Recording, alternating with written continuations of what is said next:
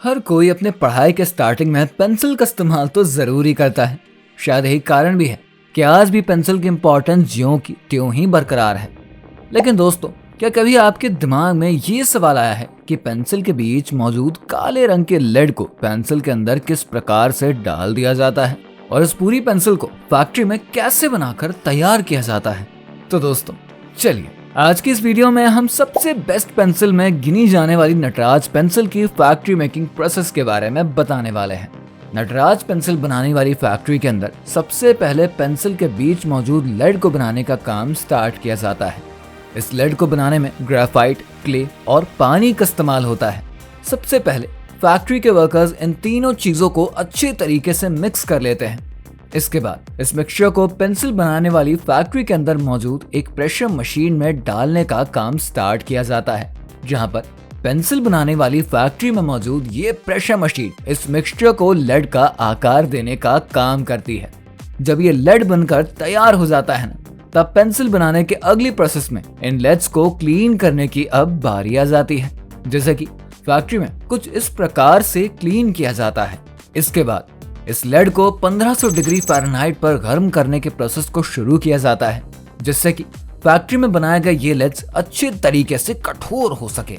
इसके बाद अच्छे तरीके से गर्म किए गए इन सभी लेड्स को फैक्ट्री में मौजूद कुछ इस प्रकार के लिक्विड बैग्स में कुछ देर के लिए यूं ही डुबोकर रख दिया जाता है। वहीं अगर फैक्ट्री में कलर्ड पेंसिल को बनाना है ना, तो इस वैक्स में जरूरत के मुताबिक कलर पिगमेंट को डालकर कलर किया जाता है। तो दोस्तों, पेंसिल बनाने वाली फैक्ट्री में कुछ इस प्रकार से पेंसिल के बीच में मौजूद लेड्स को बनाने का काम कंप्लीट हो पाता है। अब अगली प्रोसेस में पेंसिल में इस्तेमाल करे जाने वाली लकड़ी को फैक्ट्री में ले जाने का काम स्टार्ट किया जाता है। आपकी जानकारी के लिए बता दें, पेंसिल को बनाने में ऐसी ही लकड़ी का इस्तेमाल किया जाता है जो कि ना तो ज्यादा कठोर हो और ना ही ज्यादा कमजोर हो, जिससे कि उसे आसानी से शार्पनर में छीला भी जा सके और छिलते वक्त पेंसिल टूटे भी ना। इसीलिए पेंसिल बनाने के लिए देवदार के पेड़ों की लकड़ियों का इस्तेमाल होता है। जब फैक्ट्री में देवदार की लकड़ियों को सही सलामत पहुंचा दिया जाता है तब इन लकड़ियों से कुछ इस प्रकार की बड़ी बड़ी शीट्स को तैयार किया जाता है।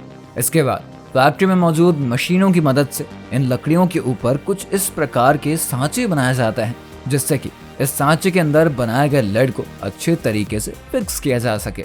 इस काम के लिए सबसे पहले देवदार के लकड़ियों की इन शीट्स पर बनाए गए सांचों के अंदर ग्लू लगाने का काम शुरू होता है। इसके बाद इस पर लेड्स को अच्छे तरीके से चिपका देते हैं।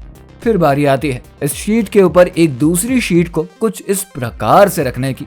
जब ये प्रोसेस कंप्लीट कर लिया जाता है तब इन दोनों शीट्स को फैक्ट्री के अंदर मौजूद कंप्रेसर मशीन के अंदर कुछ इस प्रकार से डाल दिया जाता है, जहां पर कि दोनों तरफ से इन शीट्स पर लगभग 900 किलो तक का फोर्स लगाया जाता है।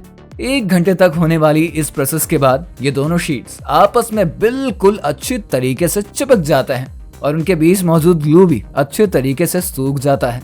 जब ये सारी प्रोसेस अच्छे तरीके से कंप्लीट कर ली जाती है तब बारी आती है इन शीट्स को फैक्ट्री में मौजूद कुछ इस प्रकार की एक मशीन के अंदर डालने की। और जब इन शीट्स को इस मशीन के अंदर डाल दिया जाता है तब ये मशीन इन सभी शीट्स को कुछ इस प्रकार से अलग अलग पेंसिल का शेप देकर इनको काट देती है। अब जैसा कि हम सभी को पता है, नटराज की पेंसिल हेक्सागोनल शेप की होती है, इसीलिए इन सभी शीट्स में मशीनों को 2 बार एंटर करवाया जाता है, जिससे कि नटराज की पेंसिल का शेप हेक्सागोनल हो सके। इस प्रोसेस को कंप्लीट करने के बाद इन सभी पेंसिल को फैक्ट्री में मौजूद एक ऐसी मशीन के पास में भेज दिया जाता है, जहां पर यह मशीन इन सभी पेंसिल्स को कलर करने का काम करती है। कलर हो जाने के बाद इन सभी पेंसिल के कलर्स को सूखने से पहले इन पर कंपनी की स्टैंपिंग करी जाती है और इन्हें सूखने के लिए फिर रख दिया जाता है। तो दोस्तों, कुछ इस प्रकार से एक नटराज पेंसिल बनाने वाली फैक्ट्री के अंदर नटराज पेंसिल को बनाकर तैयार कर लिया जाता है। वैसे दोस्तों, आज की वीडियो आपको कैसी लगी है हमें जरूर बताइएगा। वीडियो पसंद आई हो तो वीडियो को लाइक और शेयर करना बिल्कुल मत भूलिए।